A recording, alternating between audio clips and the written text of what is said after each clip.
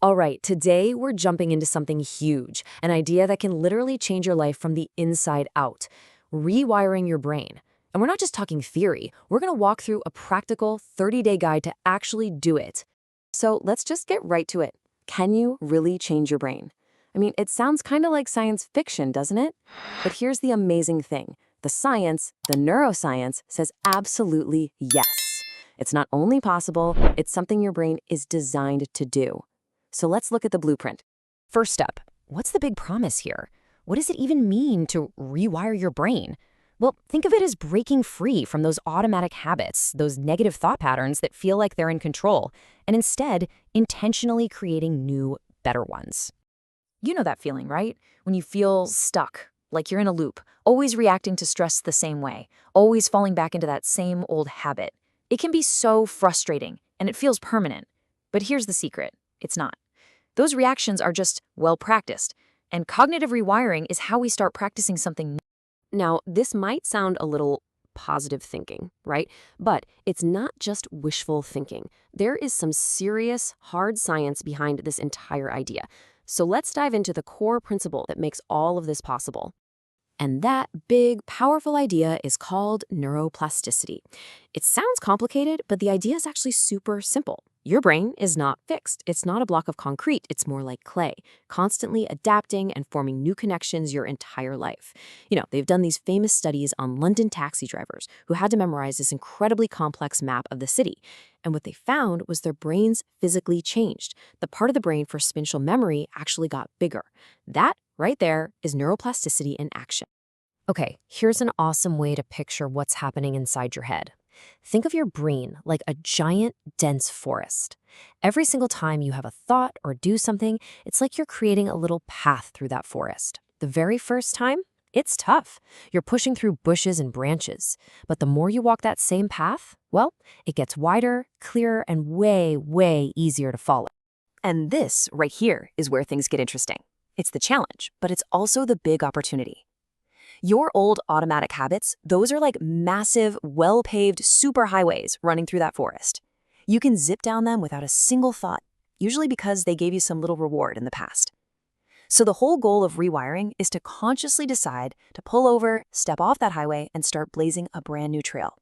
Yeah, it's going to be hard work at first, but every single time you do it, that new path gets just a little bit clearer.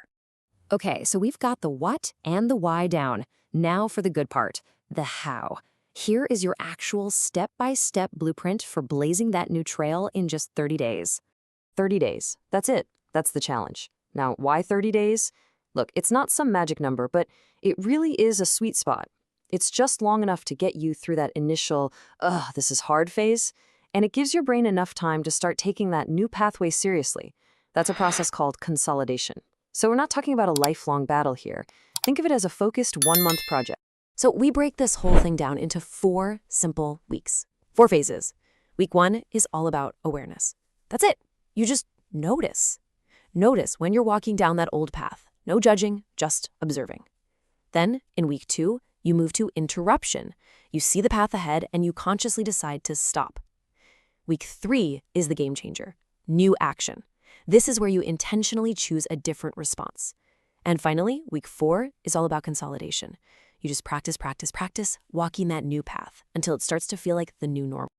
All right, let's drill down even further. What does this actually look like in the moment, day to day? Let's talk about the specific, actionable techniques you're going to use. This whole process really boils down to a super simple 3-step loop. Think of this as your engine for change. First, you identify the trigger. What's the thing that sets you off down that old path? Second, you interrupt the pattern. You stop it in its tracks. And third, you introduce a new behavior you've already decided on. Identify, interrupt, introduce. That's the loop. Let me give you a super common, super relatable example of how this works. Let's say the trigger is feeling stressed. The old pathway, that automatic superhighway, is mindless snacking. It's easy, it's right there.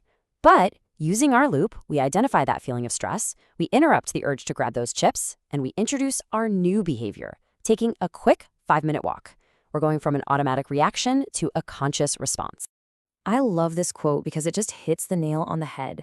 This whole process isn't about fighting yourself or resisting temptation with all your might. It's about shifting your focus. You're channeling all that energy into building something new, something better. You're not just stopping a bad habit, you're actively creating a good one. All right, as we start to bring this all together, let's zoom out for a second. This is about so much more than just breaking one bad habit. This is really about understanding that you have the power to shape your own future. So, what are the big things to remember from all this? Let's just quickly run through the key takeaways. Number one, and this is the most important, your brain is built to change. That's a biological fact. Second, this isn't some vague wish. It's a structured 4-week process. You have a map. Third, the core technique is that simple loop: identify, interrupt, introduce. And this one's my favorite. Consistency is way more important than intensity. Small steps, done over and over, are what build that new path, not one giant heroic effort. And all of that leads to the final, most empowering point. You are in the driver's seat. What all this means is that you are, quite literally, the architect of your own mind. This knowledge gives you the tools and the permission to decide which old structures you want to tear down and what amazing new ones you want to build in their place.